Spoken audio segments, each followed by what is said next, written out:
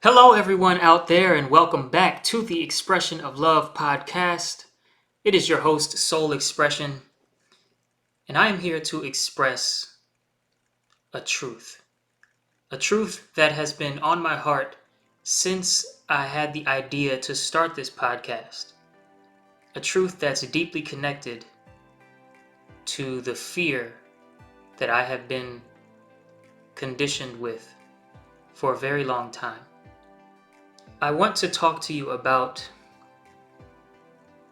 what it's like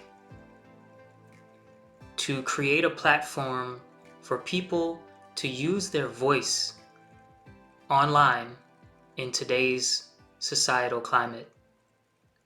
As soon as I got the idea that I wanted to do a podcast, I was immediately met with inner resistance. I was met with a little fear, a little nervousness, but also specific thoughts. So there was the initial novice jitters, right? The jitters from being new to something.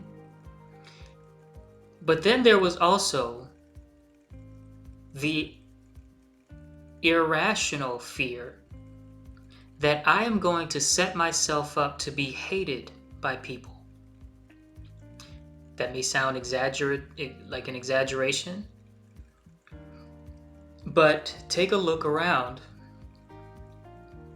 at all of the hatred that exists in the comment sections and even in, like, on television sometimes, for people on the internet creating spaces for people to use their voice.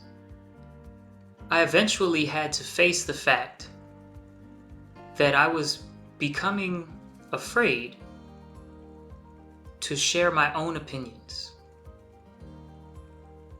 That what felt at first like it was the fear of one of my guests coming on and sharing something that could make people mad at me for what they said, I realized that underlying that fear was a fear that I myself may offend the wrong group of people or the wrong person and be subsequently canceled. Now, obviously, if we're here today, and we are, I have not given in to that fear, even though it is easy or easier to give in to that fear. Instead, I'm going to face it. This so-called cancel culture has gotten way out of hand.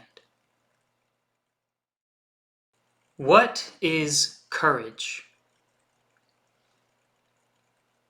The ability to do something that frightens you. Strength in the face of pain or grief. The power to endure great suffering. The first showings of courage were probably between man and beast, protecting a loved one or the tribe from a cougar or a crocodile. Later, during wars, the courageous would reign supreme. And, later still, during the Civil Rights Movement, many displays of courage happened in the face of death threats, lynchings, and KKK demonstrations of intimidation. Courage used to mean facing your death. Now, people think that it is a show of courage to simply speak what is true in an interview or online. The bar for what courage is has been placed so low that just saying what you think is true, or in some cases is objectively true, is now what is courageous. Now, in some countries and regions of the world, Speaking out is a form of courage because your life is on the line. But in the United States or the United Kingdom or Canada, the only danger is that you will possibly be labeled as something unfavorable and often untrue. Speaking up against the fear-mongering surrounding the COVID vaccines will get you labeled as an anti-vaxxer who does not care about the lives of old people or those with compromised immune systems. Some would even go as far as to blame you personally for the loss of their loved ones. Does that seem reasonable to you? Even if you've been heavily impacted by this in some way, is there any room for healthy dialogue about this complicated matter? Or do you really feel like there is absolutely no cause for skepticism of these drugs and mutations? Speaking up against the castration and sterilization of children and minors in the name of gender identity gets you labeled as transphobic or hateful. Mention something along the lines of it's more common to grow up as a straight male or female by nature, even if you experience what some will call a gay phase, and you are labeled as homophobic. But may I ask you this? Does that statement alone truly make someone hateful, phobic, or anything of the sort? Is it truly progressive and helpful to leave no room for these types of thoughts and questions? What I believe is that we human beings are all so enormously unique in some ways that it is almost always dangerous to force everyone to adopt a lifestyle that is focused on the comfort of the minority. It sets us up for a tense coexistence instead of a potentially harmonious one. Now, these labels are not physically harmful. They don't have physical power at all. But it has become so unbearably frightening for so many people to be labeled as such things that it has become an act of courage to speak up for what you know to be right and true. That is not an act of courage. That is an act of clarity. People are being called courageous for being clear, objective, and willing to say something when things have gone wrong. Why? Because of too much comfort and not enough guidance. Being in the comfort of your home, you find safety, support, and control. But going out into the world, you find danger, obstacles. You find authority in others. But in your home, particularly online, you find comfortable chaos, groupthink, extremism.